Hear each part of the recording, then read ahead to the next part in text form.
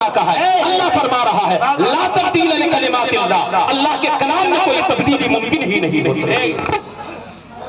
دنیا کے اوپر جتنی بھی کتابیں ہیں، فزکس، کیمسٹری، بائیولوجی، علم منطق، علم فلسفہ، علم ریاضی، جتنے مذاہب کی کتابیں ہیں، آپ ان کتابوں کو اٹھائیں، ان کتابوں کا مطالعہ کریں، پڑھیں، تو ہر کتاب کے ابتدائیے میں یا اس کے آخر میں ایک جملہ لکھا ہوا ہوتا ہے۔ علماء کرام جی واہ واہ واہ۔ ہر کتاب کے ابتدائیے میں ہر مصنف، ہر رائٹر ایک جملہ ضرور لکھتا ہے۔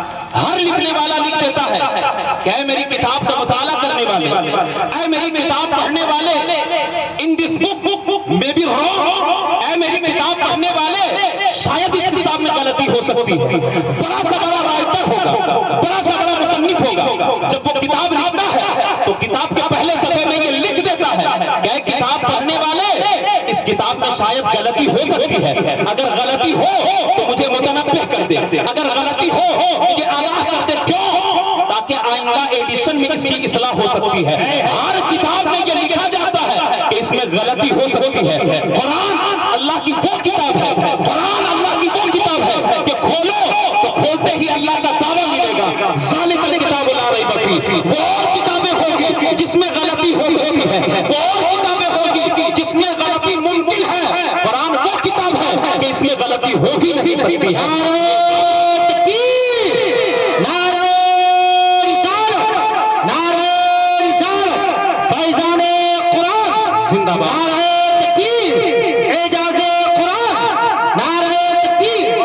یہ دعویٰ صرف اور صرف قرآن کا ہے، دنیا کے اوپر کسی اور کتاب کا نہیں۔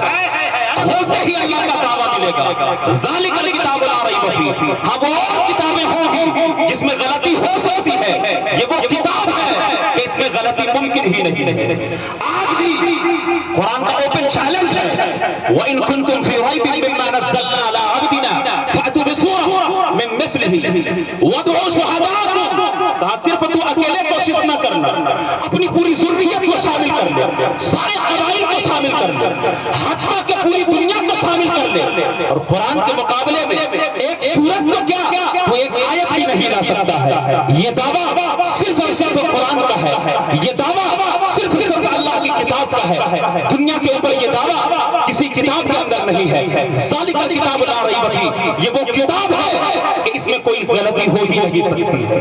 اور مزے کی بات تو یہ سنیے قاری صاحب، مزے کی بات تو یہ ہے، مقتدر علماء بیٹھے ہیں میری اصلاح فرمائیں گے کہ قرآن سے پہلے جتنی کتابیں آئی ہیں اگر ہم ان کتابوں کی تلاوت کریں تو صرف اسی کتاب کی تلاوت کا ثواب ملے گا۔ اگر کوئی تورات پڑھے تو اس کو صرف تورات کا ہی ثواب ملے گا۔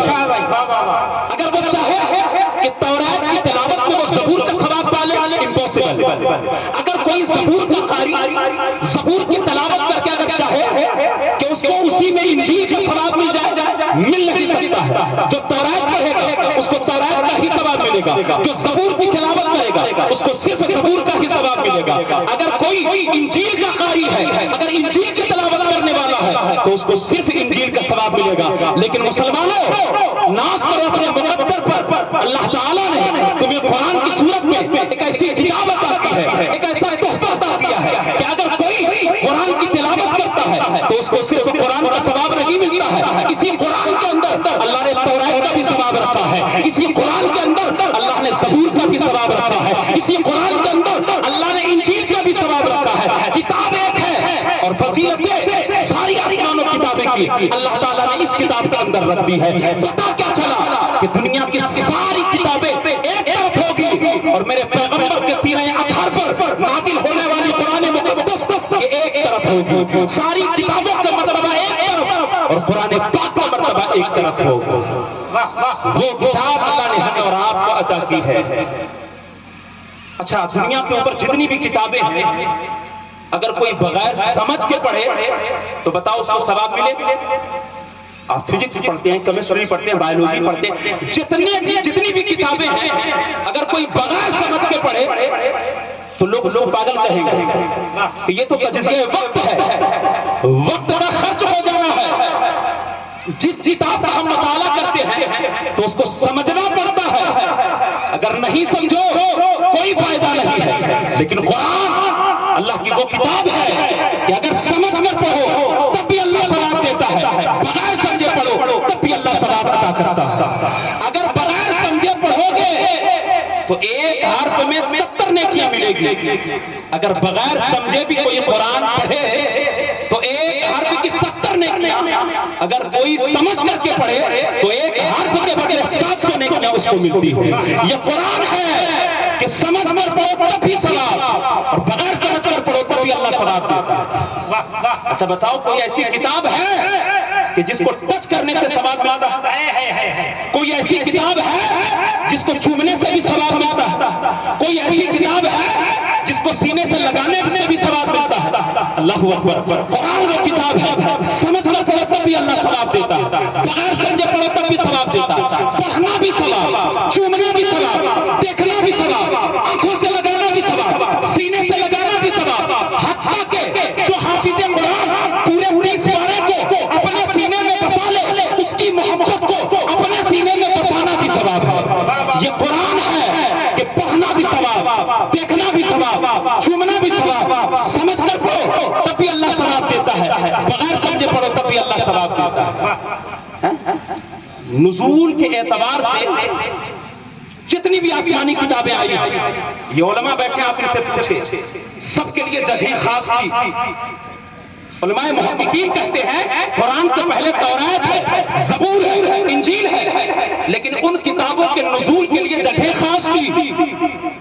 جب اللہ تعالیٰ نے حضرت موسیٰ کو تورات دیا تو کیا کہا؟ اللہ نے فرمایا موسیٰ طور پر آؤ کتاب دی جائے گی۔ بات زبور کی آئی، مقام خاص میں داؤد کو بلایا گیا۔ بات جب انجیل نازل کرنے کی آئی، اللہ نے حضرت عیسیٰ کو فرمایا مقام خاص پر آؤ۔ جتنی بھی کتابیں آئی ان کے لیے جگہ خاص تھی، لیکن بات جب کعبے کے بدر دجا کی آئی، جب بات میرے پیغمبر کی آئی، جب بات میرے مصطفیٰ کی آئی تو اللہ نے جگہ خاص نہیں کیا۔ اللہ نے نہیں کہا محبوب مکہ میں رہنا ہوگا، مدینہ میں رہنا ہوگا، مسجد نبوی میں رہنا ہوگا، نہیں، اللہ نے فرمایا محبوب وہ موسیٰ تھے، وہ عیسیٰ تھے، وہ داؤد تھے کہ ان کے لیے جگہ خاص تھی۔ محبوب آپ کے لیے جگہ خاص نہیں ہوگی، آپ مکے میں ہوں گے قرآن مکے میں نازل ہوگا، آپ مدینے میں ہوں گے قرآن مدینے میں نازل ہوگا۔ وہ انبیاء تھے جن کے لیے جگہ خاص تھی، محبوب آپ کے لیے جگہ خاص نہیں، آپ مکہ میں رہیں قرآن مکے میں نازل ہوگا، آپ مدینے میں رہیں قرآن مدینے میں نازل ہوگا، آپ مسجد نبوی میں ہوں گے جبریل وہاں جائیں گے، آپ حجرہ عائشہ میں ہوں گے جبریل وہاں جائیں گے۔ یہ قرآن کا اعجاز ہے، صاحب قرآن کا اعجاز ہے۔ مصطفیٰ جہاں جہاں گئے قرآن وہاں گیا، مصطفیٰ جہاں جہاں گئے قرآن کا نزول وہاں ہوا۔ یہی وجہ ہے یہ حفاظ کرام آپ ان سے پوچھیں، جب آپ قرآن کی تلاوت کریں گے تو اس میں کچھ صورتیں مکی ہوتی ہے اور کچھ صورتیں مدنی ہوتی ہیں، کچھ صورتیں مکی ہے کچھ صورتیں مدنی ہیں، ان میں 86 صورتیں مکی ہے اور 28 صورتیں ان میں مدنی ہیں۔ تو اس کی وجہ یہ ہے کہ جو صورتیں مکے میں نازل ہوئی وہ مکی کہلا گئی اور جو صورتیں مدینے میں نازل ہوئی وہ مدنی کہلا گئی۔ اتنی برکتیں قرآن کے اندر اللہ نے رکھی، مگر المیہ یہ ہے مسلمان رونا اس بات پر آتا ہے کہ ہم نے اس کتاب کو صرف کتاب برکت سمجھ کر کے اپنی الماریوں میں بند کر کے رکھا ہے۔ قلندر لاہوری شاعر مشرق ڈاکٹر علامہ اقبال نے کہا مسلمانوں تو صوفی اور ملاؤں کے چکر میں ایسے پھنس گیا ہے کہ تو نے قرآن سے زندگی حاصل نہیں کی۔ اقبال کہتا ہے کہ تجھے قرآن کی آیتوں سے صرف اتنا کام تھا کہ تیرے بوڑھے باپ کی روح گلے کو اٹک جائے تو تو سورہ یاسین کی تلاوت کر کے اپنے بوڑھے باپ کی روح کو بآسانی نکال سکے۔ اقبال کہتا ہے اس بات سے انکار نہیں ہے کہ سورہ یاسین پڑھنے سے روح آسانی کے ساتھ نکل جاتی ہے۔ علامہ اقبال کہتا ہے اس بات سے انکار نہیں ہے کہ قرآن پاک کو گھر میں رکھو اللہ کی رحمتیں نازل ہوگی۔ اس بات سے انکار نہیں ہے کہ پانی میں قرآن کی آیات پڑھ کے دم کرو مرد سے شفا ملے گا۔ اقبال کہتا ہے، اقبال کا نقطۂ نظر یہ ہے، اقبال کا رونا اس بات پر ہے کہ ہائے افسوس ہم نے قرآن سے تلاشا بھی ہے تو مرنے کو تلاشا ہے، ہم نے قرآن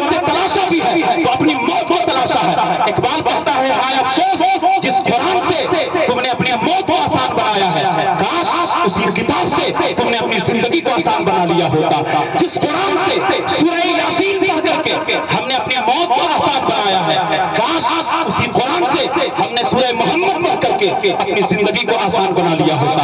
ہم نے قرآن سے سیکھا بھی ہے تو مرنا سیکھا ہے۔ اقبال کہتا ہے اس قرآن سے جس سے تو نے اپنی موت کو آسان بنایا ہے، اسی قرآن کی تلاوت کر کے اپنی زندگی کو آسان بنا لیا۔ بہت اچھا، ماشاءاللہ، واہ، زندہ باد بھائی۔ پاکستان کے اندر واہ واہ واہ بھائی، ماشاءاللہ، واہ۔ ایک رسالہ، ایک میگزین ہے جس کا نام ہے قرآن نمبر۔ پاکستان کے اندر ایک رسالہ ہے قرآن نمبر۔ اس قرآن نمبر کے اندر میں نے ایک واقعہ پڑھا تھا کہ پاکستان کے اندر ایک شخص کا انتقال ہوا، اور جب اس کی تدفین، اس کو دفنانے کے لیے لے گئے، قبر کی کھدائی ہوئی تو کیا دیکھا کہ جو قبر کھودی جا رہی تھی اسی قبر کے اندر آلریڈی پہلے سے ایک قبر موجود تھی، پرانی قبر تھی، سالوں گزر گئے اس قبر، نشان مٹ گئے تھے قبر کے، لیکن تعجب کی بات سنیے، تاریخ بتلاتی ہے کہ جب قبر کی کھدائی ہو رہی تھی، جب مٹیاں ہٹائی گئی تو اس کے اندر ایک قبر موجود ہے، پرانی قبر ہے، لیکن حیران ہو گئے کہ جب مٹیاں ہٹائی گئی تو کیا دیکھا کہ ان کا جسم بھی سلامت ہے، ان کا کفن بھی سلامت ہے، جسم بھی باقی ہے، کفن بھی باقی ہے۔ لوگ حیران ہو گئے، اتنی پرانی قبر اور جسم بھی باقی، کفن بھی باقی، پتہ کرو کہ اس کا عمل کیا ہے، کرتا کیا تھا۔ پتہ کرتے کرتے لوگ گھر گئے، اس کے گھر والے سے پوچھا کہ ہم نے قبر کی کھدائی کی، اس سے مرحوم کا جنازہ نکلا، میت نکلی، ناش نکلی، اور اس کا کفن بھی باقی ہے، جسم بھی باقی ہے، آخر کرتا کیا تھا، نیکیاں کیا تھی، عمل کیا تھا؟ گھر والے نے کہا روزمرہ کی طرح، وہ بھی نماز روزہ کرتا تھا، کہا کچھ تو الگ ہوگا، کہا ہاں ایک عمل تھا اس کا، کہا کیا؟ غور سے سننا، کیا عمل تھا؟ فرمایا ہر روز فجر کی نماز کے بعد جب تمام نمازی مسجد کے پہلے صف میں بیٹھ کے قرآن پڑھتا تھا تو یہ شخص روتا تھا، رو رو کر کہتا تھا ہائے میری بدنصیبی، میں قرآن نہیں پڑھ سکا، ہائے میری بدنصیبی، میں اللہ کا قرآن پڑھنا نہیں سیکھ سکا۔ وہ شخص تھا اور وہ بوجھل قدموں سے اپنے گھر جاتا اور گھر کے طاق پر رکھے ہوئے قرآن کے نسخے کو اٹھاتا، قرآن کو سینہ سے لگاتا، اپنی آنکھوں سے بوسہ دیتا اور قرآن کو کھولتا، قرآن کا پہلا پارہ، پہلا سطر، قرآن کا پہلا پارہ اور پہلے سطر پر پہلی لال پر اپنی انگلی رکھتا اور وہ شخص رو رو کر کہتا مولا یہ میری بدنصیبی ہے کہ میں تیرے قرآن کو پڑھ نہیں سکا، لیکن مولا میں اتنا ضرور جانتا ہوں کہ مولا تو بھی سچا ہے، تیرا کلام بھی سچا ہے، مولا تو بھی سچا ہے، تیرا کلام بھی سچا ہے۔ وہ روتا اور قرآن کے اوپر اپنی انگلی کو پھیرتا، مولا نہیں پتا ہے کہ اس میں کیا لکھا ہے، یہ میری بدنصیبی ہے کہ میں مدرسہ جا نہیں سکا، یہ میری بدنصیبی ہے کہ میں تیرا قرآن سیکھ نہیں سکا، مولا لیکن اتنا ضرور جانتا ہوں کہ تو بھی سچا ہے، تیرا کلام بھی سچا ہے۔ وہ اپنی انگلیوں کو پھیرتا، اپنی انگلیوں کے ادھر ادھر کرتا اور کہتا مولا یہ بھی حق ہے، مولا یہ بھی حق ہے، مولا تو بھی سچا، تیرا کلام بھی سچا۔ لوگوں کو پتہ لگ گیا کہ یہ اسی عمل کی برکت ہے، قرآن کی محبت کی برکت ہے کہ اس کو کئی سالوں گزر گئے لیکن ان کا کفن بھی سلامت ہے، ان کا جسم بھی سلامت ہے۔ جب قرآن پڑھنے والے کا یہ عالم ہے کہ سالوں گزر جائے کفن بھی باقی رہتا ہے، جسم بھی باقی رہتا ہے، تو صاحب قرآن کا مقام کیا ہوگا؟ جب قرآن پڑھنے والے کا جسم باقی ہے تو جو صاحب قرآن ہے جن کے اوپر پورا 30 پارہ نازل ہوا، بتاؤ ان کا مقام کیا ہوگا؟ تبھی تو اعلیٰ حضرت نے کہا تو زندہ ہے واللہ، تو زندہ ہے واللہ، میرے چشم عالم سے چھپ جانے والے مسلمانوں آؤ تلاوت قرآن کا معمول بناؤ، مسلمانوں قرآن پڑھو، آج کی اس جلسے سے پیغام لے کر کے جاؤ، آج کی اس سرکار مدینہ کانفرنس سے پیغام لے کر کے جاؤ، قرآن پڑھو، روزانہ ایک پارہ پڑھو۔ اچھا کبھی آپ نے غور کیا ہے کہ قرآن پاک میں 7 منازل کیوں ہیں؟ قرآن پاک میں 7 منازل کیوں ہیں؟ کبھی غور کیا؟ کتنے منزل ہے قرآن پاک؟ کیوں 8 کیوں نہیں ہے؟ 5 اور 4 کیوں نہیں ہے؟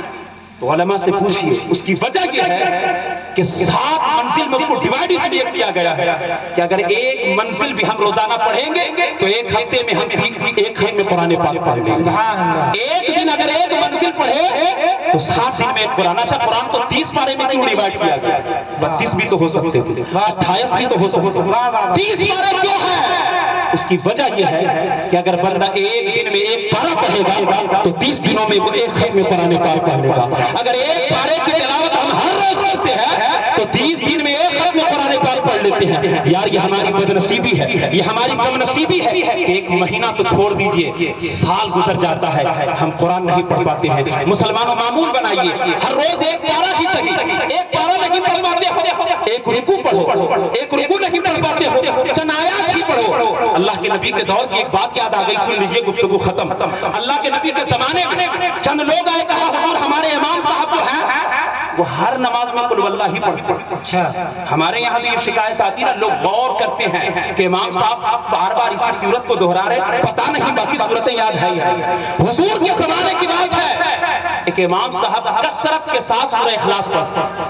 حضور کی بارگاہ میں شکایت آ گئی, کہا حضور ہمارے امام صاحب ہر نماز میں سورہ اخلاص پڑھتے ہیں, قل واللہ پڑھتے ہیں. اللہ کے نبی نے فرمایا بلاؤ ان کو. وہ آئے, کہا کیا بات ہے, آپ صرف سورہ اخلاص بار بار کیوں پڑھتے ہیں؟ لفظ سنیے صحابی کا. انہوں نے کہا یا رسول اللہ, وہ اس لیے کہ میں قل هو اللہ احد سے محبت کرتا ہوں, سورہ اخلاص سے مجھے پیار ہے, مجھے محبت ہے. میرے مصطفیٰ کی بشارت سن لو, میرے آقا نے فرمایا کہ جو شخص قرآن کی جس سورت سے محبت کرے گا, کل قیامت کے دن وہی سورت اس کے لیے نجات کا ذریعہ بن جائے گا, وہی سورت اس کے لیے بخشش کا سامان بن جائے گی. مسلمانوں پیغام لے کر کے جاؤ, قرآن کی ایک سورت ہی کو اپنا وظیفہ بنا لو, صبح اٹھو شام کو اٹھو قرآن کی اسی سورت کی تلاوت کرو. الحمدللہ اللہ کی ذات سے امید رکھو کہ یہی سورت تمہارے لیے بخشش کا سامان بن جائے گی. حضور مجدد الفسانی کا ایک قول سنیے, مجدد الفسانی فرماتے ہیں کہ خدا اور بندے کے درمیان بیچ کی لٹکتی ہوئی رسی ہے یہ قرآن. خدا اور بندے کے درمیان لٹکتی ہوئی رسی ہے. فرمایا جسے خدا تک پہنچنا ہو اس رسی کو پکڑ لے, جسے خدا تک جانا ہو اس رسی کو پکڑ لے. مولا کائنات حضرت علی مرتضیٰ کا قول سنیے, آپ فرماتے ہیں کہ جب مجھے خدا کو دیکھنا ہوتا ہے تو میں سجدہ کرتا ہوں, جب اللہ کو دیکھنا ہوتا ہے سجدہ کرتا ہوں, اور جب بات کرنے کی طبیعت ہوتی ہے کھول کر کے اللہ کا قرآن پڑھنے لگتا ہوں, جب دیکھنا ہوتا ہے نماز پڑھتا ہوں, بات کرنا ہوتا ہے اللہ کا قرآن پڑھتا ہوں. کسی نے کہا علی رب کو دیکھنے کی باتیں کر رہے ہیں, کیا کبھی خدا کو دیکھا بھی ہے؟ رب سے ملاقات کی باتیں کر رہے ہیں, کیا کبھی اللہ کو دیکھا بھی ہے؟ علی کا جملہ سنو, حضرت علی فرماتے تو کبھی دیکھنے کی بات کرتا ہے, تو کبھی دیکھنے کی بات کرتا ہے, جب تک خدا کا جلوہ نظر نہ جائے میں اپنی پیشانی کو سجدے سے اٹھاتا ہی نہیں ہوں. جب تک رب کا جلوہ نظر نہ جائے تب تک میں اپنی پیشانی کو سجدے سے اٹھاتا ہی نہیں ہوں. مسلمانوں آؤ قرآن کے دامن سے جڑ جاؤ, قرآن کے دامن میں جو روشنیاں ہیں, قرآن کے دامن میں جو اجالے ہیں, اللہ نے جینے کا جو ڈھنگ طریقہ اور سلیقہ ہمیں قرآن کے اندر سکھلایا ہے, آئیے اس کے دامن کو مضبوطی سے تھامیے اور آپ اپنی اور اپنے آنے والی نسلوں کی زندگی کو سنواریے. یہ قصہ لطیف ابھی ناتمام تھا جو کچھ بیان ہوا, وہ آغا سے بات تھا مجھ کو بھی پر کتاب ہو مضمون خاص ہو, مجھ کو بھی پر کتاب ہو مضمون خاص ہو, مانا تیرے نصاب میں شامل نہیں ہوں میں.